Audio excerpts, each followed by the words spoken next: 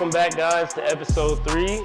We are at the property viewing the final product, guys, and I'm so excited because it took us 3 months to get here, and it was a lot of hard work, a lot of hard effort, a lot of sleepless nights. I can't even begin to tell you guys all that it took to get to where we are today. I'm really excited to show you guys the final product. Today we're going to talk about why I did some of the things that I did, why I went with certain colors versus others. We're really just going to get to kind of what transpired over these 3 months and kind of what brought us to where we are today. I'm really thankful for the people that have supported me during this process. Good friends, good family members supporting me, backing me up, keeping me strong. My mentors who have really given me advice and always checked on me and kept me going throughout the process. It's really important to have these motivating factors in your life when you're doing a big challenge or you're doing something for the first time. Like I said, guys, this was my first rehab. This was my first big renovation. And I think we did pretty good for it being a first timer. So I'll let you guys be the judge of that. Come take a look. So in the last video, you guys probably didn't see the new color of the house, right? So today we have this royal blue. I'm forgetting the actual name of it, but it's the Sherwin-Williams exterior paint. We got the nice finish that's going to be very weather resistant. If you look above here, we have more of a sky blue here on the front porch. And this, I actually did some research. There's a reason why you want to have this kind of color at the ceiling, because it is kind of a bug repellent or insect repellent. Funny enough, guys, fun fact. So we got this brown paint color on the deck just to kind of brighten up the front porch a little bit. We also have a yellow door to complement the blue.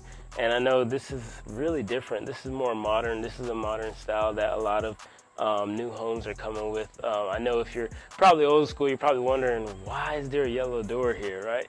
But I actually think it's a nice complement to the blue.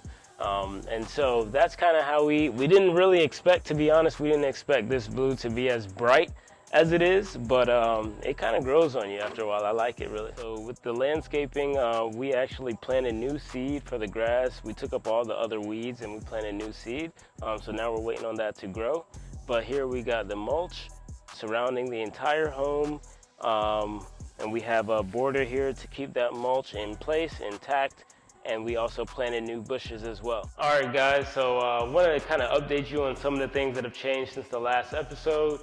Right now, we are in the den area.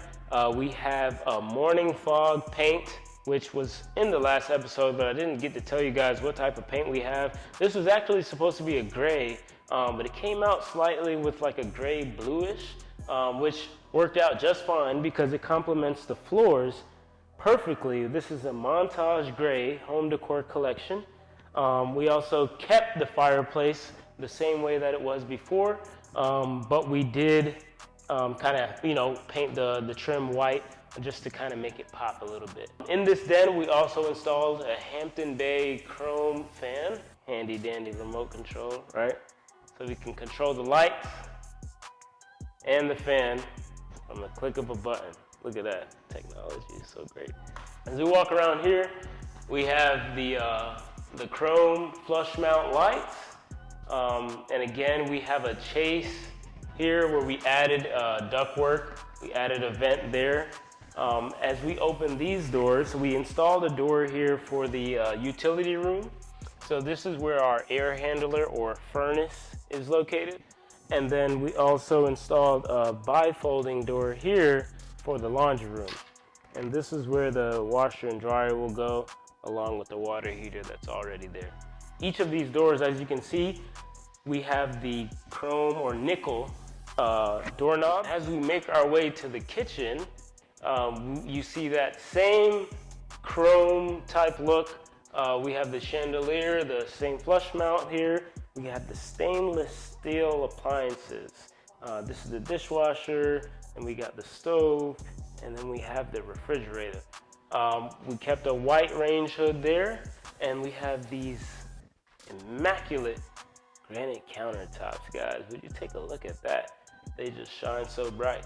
And then this tile backsplash that kind of complements the paint in the house. So if you take a look at the entire kitchen, what you see is that the paint complements the tile and then you got the white and the white up top, and then the gray. So if you look at the pattern here, you start at the ground, you have the gray, white, gray, white. You guys see what we did there? This is the, I guess you'd call this a formal living room. Not really much in here. We did not get a light. This room for some reason didn't have wiring for the light, which we could have added, but it just wasn't worth the additional funds, so we just kept it the way that it was. Now we make our way upstairs where the bedrooms are. We installed a hallway flush mount light. Same color scheme. As you make your first right, we got the bathroom. As you guys know, in the last episode, we got the countertop, the vanity, we have the vanity mirror, the vanity light, toilet, tub, and shower. Then we have the smallest bedroom. We got the nice carpet here, the white grills for the vents. And then in this room, same thing. We got the nice gray carpet. It complements the color of the paint. We got the white baseboards all around.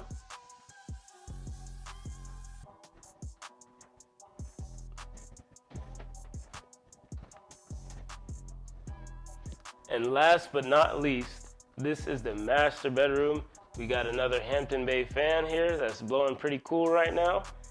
Pretty spacious room with the same paint. Now we're in the master bathroom, where we did talk about the issues that I had with the tile before. We tried to do a little fixing here. We made it a little more clean, and we replaced some of the tile that were kind of mismatched here at the bottom. Still not perfect, but it's just one of those things, right? Would you rather get a bathroom that's finished so that people can use it, or spend another $10,000 trying to, get it perfect, right?